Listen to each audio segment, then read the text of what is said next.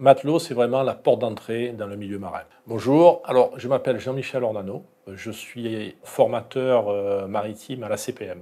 J'ai navigué pendant 38 ans, différents postes. J'ai commencé comme matelot, j'ai fini comme capitaine. J'ai eu beaucoup de responsabilités dans différentes compagnies avec un panel de navigation assez différent, aussi bien l'Atlantique, en mer du Nord. J'ai fait la mer Rouge pendant beaucoup de temps, j'ai été au Golfe Persique. J'ai eu des zones qui étaient en conflit où j'ai navigué parce qu'il fallait quand même amener du matériel, ce qui m'a permis d'avoir une expérience différente. Donc à la suite de ça, j'ai fait 2 missions humanitaires et puis on m'a proposé le poste de formateur maritime que j'ai accepté et je suis maintenant formateur maritime.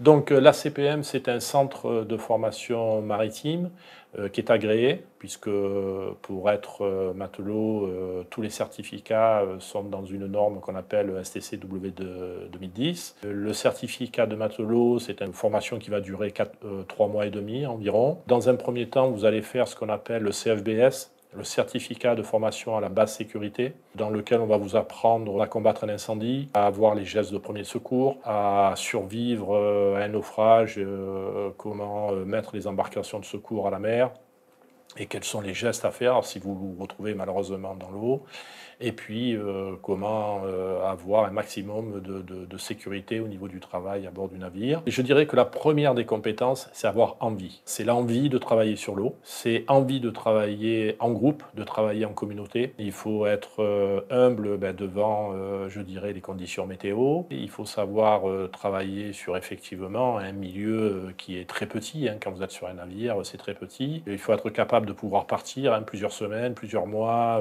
loin de chez vous. Il faut être très mobile, puisque vous pouvez embarquer n'importe où. Vous pouvez très bien faire une relève en Corse, comme vous pouvez faire très bien une relève en Afrique. La première des choses, c'est surtout l'envie. L'envie, aimer la mer, et surtout être conscient que c'est un métier qui est complètement atypique. Ça n'a rien à voir avec les métiers que l'on peut trouver à terre. De plus en plus, il y a de femmes matelots. La profession s'ouvre au personnel féminin. Il y a énormément de femmes à bord des navires. Et c'est une bonne chose. Le métier de matelot évolue, bien entendu. Alors d'abord l'évolution technologique, par exemple au Cap Hornier, qui était uniquement à la voile.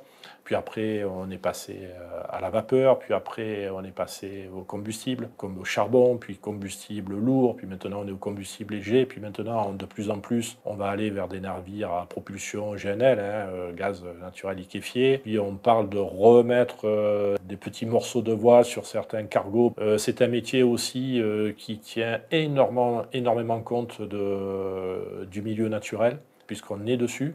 Alors on pourrait croire que les marins sont des pollueurs, mais non, nous, ce qui nous intéresse, c'est zéro pollution. Et donc on fait tout pour. Matelot, c'est vraiment la porte d'entrée dans le milieu marin. Vous allez faire votre certificat de matelot, vous allez embarquer pendant 6 mois de navigation effective, ce qui peut être entre 8 et 10 mois calendaires. Ensuite, vous allez faire votre capitaine 200. Là, déjà, au capitaine 200, qui est le premier brevet de commandement de la marine marchande, qui vous permet d'être responsable, enfin patron d'embarcation, capitaine sur un tout petit navire. Vous allez avoir une formation au capitaine 200 qui se rajoute avec le 250 kW pour la machine, le CRO pour tout ce qui est communication radio. À la suite de ça, une fois que vous aurez validé 12 mois votre 200, vous pouvez accéder au capitaine 500, toujours pareil en formation. Et puis après, ensuite, vous avez le chef de quart et puis le capitaine 3000 qui vous permet d'accéder à des navires de plus en plus gros avec de plus en plus de responsabilités.